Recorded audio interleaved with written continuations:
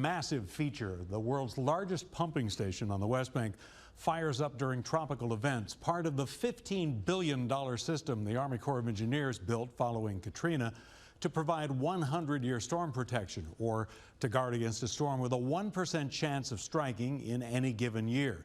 Tonight, a look at the system, how it's improved, and its limitations.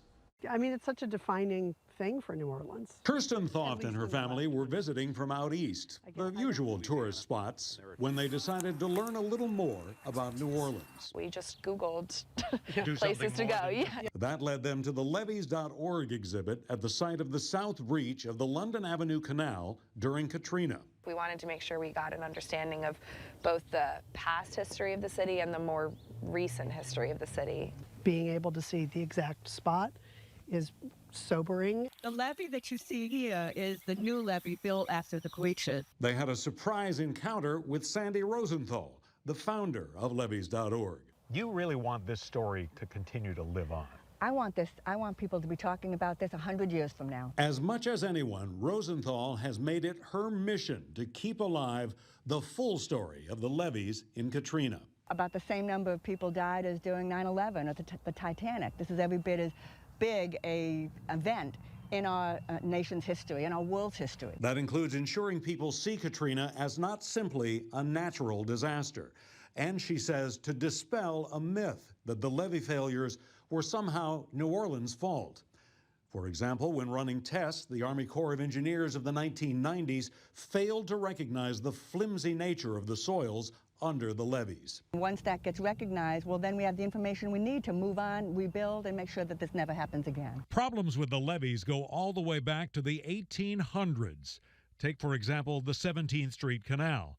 The first levees built there were barely speed bumps, small mounds using whatever material was handy, not the hard clay the Corps used when it eventually raised those levees. So they put reasonable material on top of whatever was there from the late 1800s and built what looked like a levee. Civil engineer H.J. Bosworth explains the levees could not withstand the enormous pressure Katrina's surge exerted on them, and sheet pilings driven into the earth turned out to be too short. When the water came up, the water went through the unsuitable material, which was deep beneath the earth, put pressure against the canal or the levee, and the levee slid towards people's houses and broke into pieces.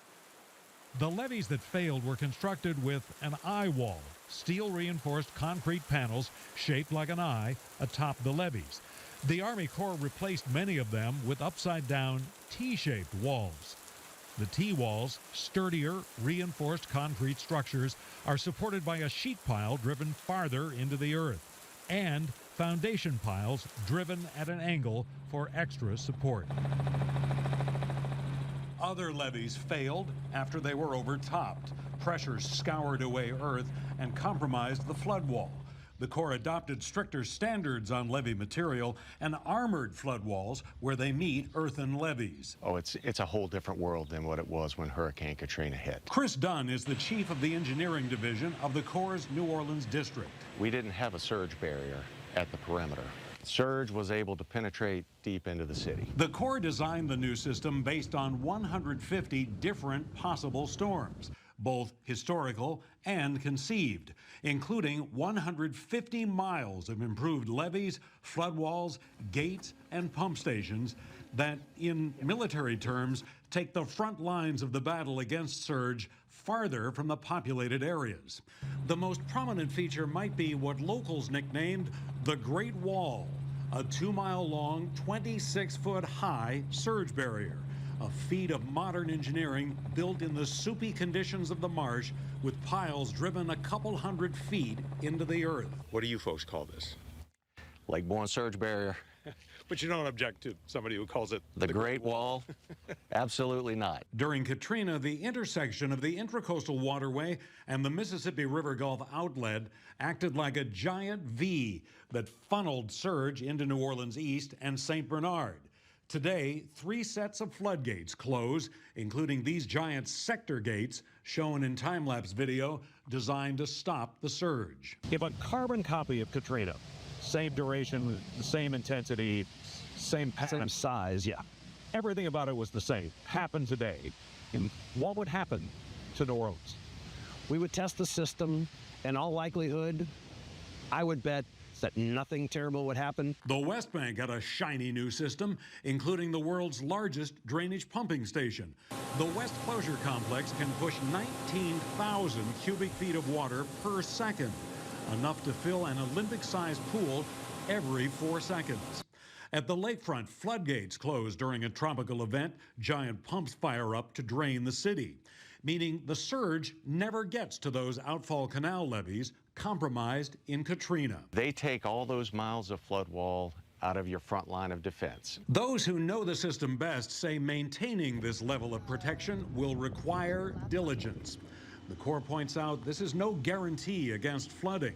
The system is designed to be overtopped. Mother Nature bats last.